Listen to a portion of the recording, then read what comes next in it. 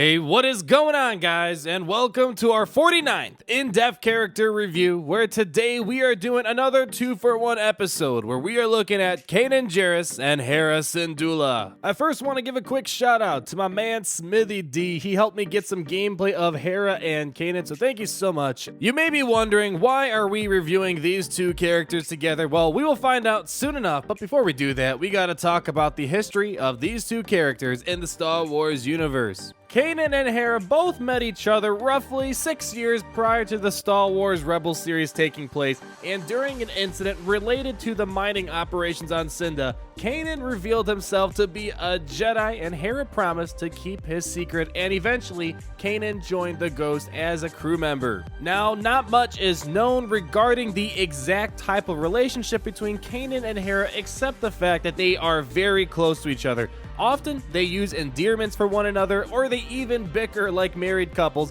or even getting nervous while Kanan was meeting Hera's father for the very first time. The two of them together proved to be a great team and took on the Empire on many missions, and even proved to be great mentors during some of Ezra's toughest moments, as we saw in the Star Wars Rebels TV show. But let's start talking about Star Wars Galaxy of Heroes, and the first thing we always talk about in these in-depth reviews is how do we unlock this character through the free-to-play manner, and these two characters are very accessible for the beginner player. Hera is found on Cantina Battle 1F, requiring 8 energy, so very early on you can farm her, and Kanan Jarrus can be found in Squad Arena. For 400 Squad Arena currency, you can nab yourself 5 shards. If you're going to farm these characters, it's great to know what their stats look like beforehand, so let's take a quick look at their stats together. When we look at speed, Hera is kind of in the middle of the game, being number 44, her speed is 132, and Kanan is a very slow character, second slowest character in the game, right above Baze Malbus, having 95 speed, so he will not be running circles around an arena. Regarding health, protection, and combined health and protection, we will see a bit of a diversion between them because Hera is a support character and Kanan is a tank.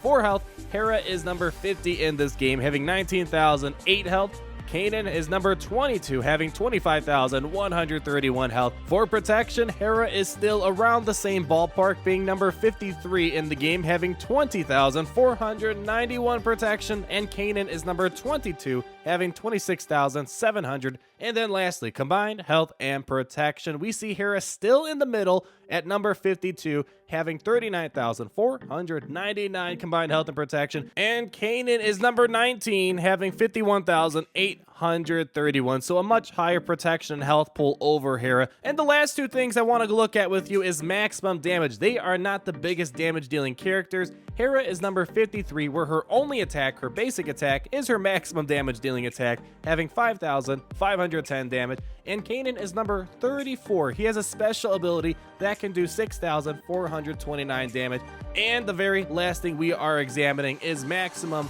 basic damage. And Hera actually has a decent maximum basic damage dealing attack, being number 13, having 5,510, and Kanan is number 110 for his basic attack, being 2,984. So the numbers aren't the greatest out there, but in order to understand how these numbers work, we got to look at their kits. Let's just quickly go over what they are working with. Hera's basic is called Outwit, and it deals physical damage to a single targeted enemy, and if that enemy was the healthiest enemy, she can also expose them for 1 turn. So it's not totally crazy, but it is kind of helpful if you're going up against a tank that's taunting. It's great to try to slice away at their health and protection with that exposed. But next up is Play to Strengths, a bit more interesting, has a 3-turn cooldown and no Omega upgrade whatsoever. It calls another target ally of your choice to assist, and that ally's attack has plus 25% potency and deals 35% more damage. We'll talk about more how you can use that, but next up is Backup Plan. Has a much higher cooldown of 5 turns, and it can be helpful. What happens is that you get to pick an ally of your choice to gain this Backup Plan buff for 3 turns. It's kind of like a soft version of Boba Fett's Bounty Hunter Resolve, and with this, the ally with this buff gets to recover 10% health per turn. They revive with 80% health, and get 30% turn meter when defeated, and this cannot be dispelled or prevented with things like buff immunity or shock. And lastly, we have Rise Together. Each active Phoenix ally grants their unique ability to the other Phoenix allies, kind of like the Imperial Troopers on what they do with one another. In addition, whenever a Phoenix ally uses a special ability, they gain 20% turn meter if Hera is active, and this effect is doubled for Phoenix allies with less than full health. We'll talk about this soon, but it is really important, especially for the Thrawn Legendary event. Now we look at Kanan. His basic is called Disarming Strike. It's pretty simple. It applies physical damage to a single enemy and inflicts offense down until the start of Kanan's next turn.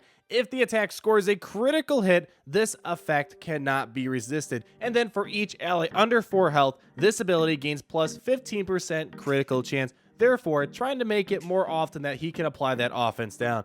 Intervene is next up here, and it is a 3-turn cooldown ability where he gets to attack an enemy of your choice and he taunts for 2 turns. Then he dispels all debuffs on a target ally of your choice. And while Kanan has this taunt, his tenacity gets doubled, and all that means is that his chance of getting a debuff is slightly reduced on him, but that does not mean he's impervious to debuffs all around. Besides dispelling debuffs from his allies, he also can dispel debuffs on himself with his ability called Total Defense. It has a 3-turn cooldown and no Omega upgrade on this, and he clears all the debuffs off himself, then grants himself and another target ally 40% protection for 2 turns. Now, probably the most important ability of Kanan is his unique called Clear Mind. He has a 70% chance to counter, and he recovers 25% health whenever he suffers a debuff. We'll talk about all this in a moment and why we're reviewing both of these characters, but let's just quickly look at the gear requirements. Overall, these characters are actually above average to difficult to gear up all the way to gear 11. When you look at rating gold gear, they're either above average or below average. Hera actually needs no gold gear. And then when looking at the AAT raid gear, they're either average or above average for AAT gear, Hera needing more AAT gear than Kanan. But when it comes to purple gear, this is the scariest part. Hera is number 31 for purple gear requirements, needing 1,320 pieces, and Kanan is number 8 for purple gear pieces, needing 1,490, and they just need a lot of Carbantes and stun guns. When you look at Carbantes, they need 600 pieces of Mark III Carbantes in total between these two. Ouch, it's a lot, but let's start talking about my subjective opinion on this and why it might not be the best idea to give them all 600 Carbantes that they both will need combined. The reason why we are doing this 2-for-1 in-depth review, ladies and gentlemen, is the fact that they both work very well together, similarly to how they are in the Star Wars universe. If you plan on running a Hera leadership, I highly recommend that you use Kanan, since Kanan connects his unique with all the other Phoenix characters due to Hera's leadership. So if you really want to use a Phoenix Squadron team, I highly recommend making sure you have a Hera leadership with Kanan's unique and especially Ezra. Those three work great together. Besides the Thrawn Legendary event, you can also use them for the Emperor Palpatine event, so 2-for-1 special there, and Kanan has a 3-for-1 special because he is very fortunate to be needed for 3 legendary events: the Yoda event, Palpatine event, and Thrawn event, much like Ezra Bridger. On top of all this, they are very accessible characters for the beginner player, and the Phoenix Squadron is actually a very strong team for the beginner player because Hera connects the counter chance, the critical damage, the stacking offense. But for more advanced players, their abilities are a bit lackluster, which we can talk about more in a Phoenix faction review. Hera, her kit is not overly powerful, but she can be helpful in a team due to the fact she can call allies to assist and allowing them to do more damage. Backup Plan is a very soft version of Boba Fett's Bounty Hunter's Resolve, as I mentioned earlier. And if you suspect an ally is about to fall early, you can prepare them with this buff. Advanced players won't adopt her because her kit is not insane compared to what we use now and doesn't offer all that much. Plus, her leadership can be easily countered by characters like Darth Maul. Once Darth Maul's against the Phoenix team or Hera or Kanan Jarrus, it's almost game over. When looking at Kanan though, his cleansing ability can definitely be helpful, but beyond that, it's kind of hard to see why you would use him over characters like Stormtrooper Han, or perhaps the future reworked Old Ben, which has been confirmed to have a taunt. Stormtrooper Han and characters like Old Ben, they offer a lot more to their kit than Kanan Jarrus and can be very useful in some advanced lineups.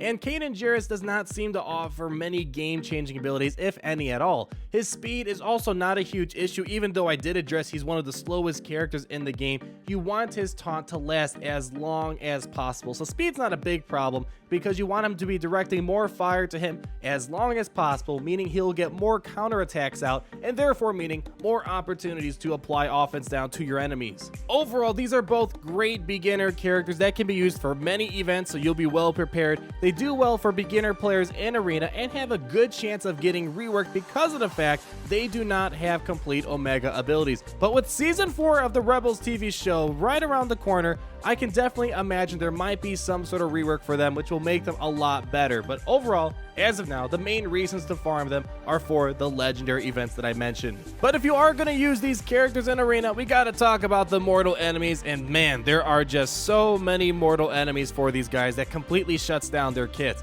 Anti-Jedi and anti-Rebel characters obviously like Director Krennic, Death Trooper, Tarkin, Palpatine, and Count Dooku, and especially Darth Maul will destroy Kanan and Hera. Maul's Daze is the perfect counter to Hera's leadership when she is running with Kanan.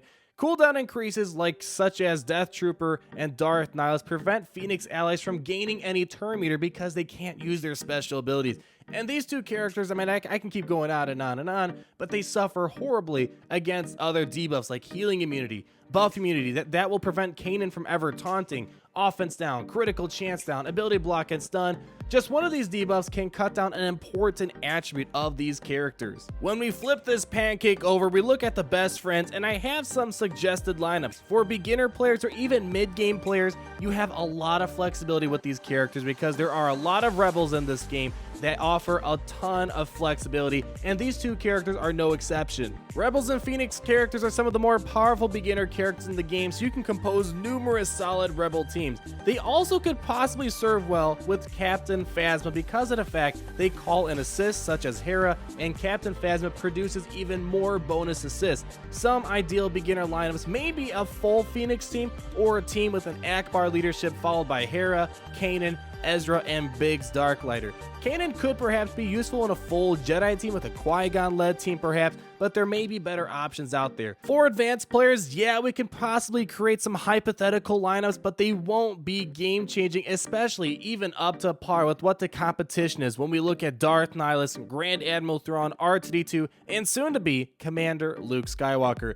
Commander Luke though may open up some more opportunities for characters like Hera and Kanan to be useful. Hera can call in Commander Luke to assist perhaps, and even give Commander Luke the backup plan buff to keep Luke alive. He might be defeated, but he'll come back alive with this backup plan, but at this point it is unknown and it is completely hypothetical. Generally, I recommend advanced players to just stay away from these two in Arena as of now until they possibly get a rework in the future. Now for the mods, we have a lot of ways to go about it. Seeing that their damage output is not the greatest in the world, I'd probably lean more towards health, speed, and tenacity mod sets. That might be your best option, but of course, critical damage is not the worst. Hera has a decent basic attack, Kanan has a decent special attack, but it's not probably the best option. Kanan, though, would benefit most from a full critical chance set to increase his likelihood of applying offense down. Primary and secondary mods.